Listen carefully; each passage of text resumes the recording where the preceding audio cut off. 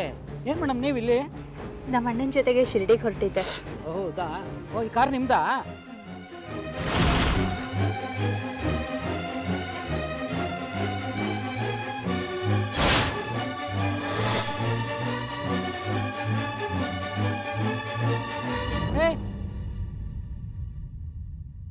ಇವ್ರು ನಮಗೆ ತುಂಬ ಗೊತ್ತಿರೋರಪ್ಪ. ಚೆಕ್ ಮಾಡೋದೇನು ಬೇಡ, ಬಿಡಿ.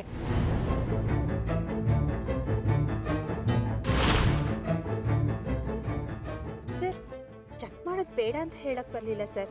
ನಿಮ್ಮನ್ನು ನೋಡಿದ್ನಲ್ಲ, ಮಾತಾಡ್ಸೋಣ ಅಂತ ಬಂದೆ ಅಷ್ಟೇ. ಚೆಕ್ ಮಾಡಲಿ ಬಿಡಿ. ಅಯ್ಯೋ ಪರವಾಗಿಲ್ಲ ಬಿಡಿ. ಬೇಡ ಬಿಡಪ್ಪ.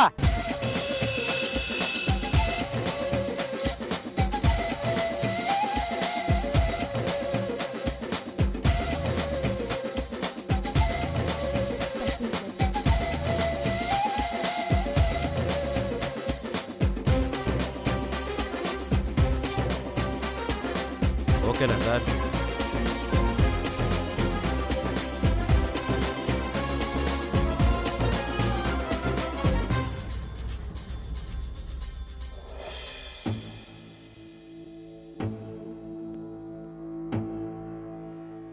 ಶಂಕರ, ಯಾಕೆ ಟೆನ್ಷನ್ ಮಾಡ್ಕೊಂಡಿದ್ದೀಯಾ? ಭಯ ಆಗ್ತಿದೆಯಾ?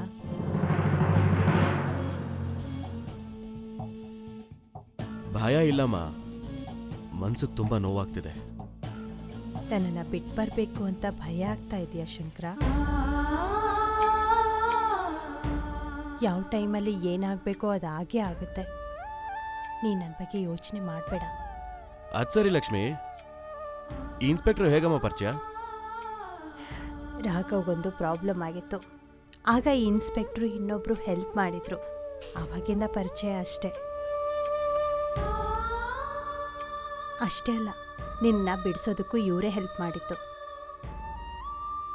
ಒಳ್ಳೇದಾಯ್ತು ಬಿಡಮ್ಮ ಪರಿಚಯ ಇದ್ದಿದ್ದು.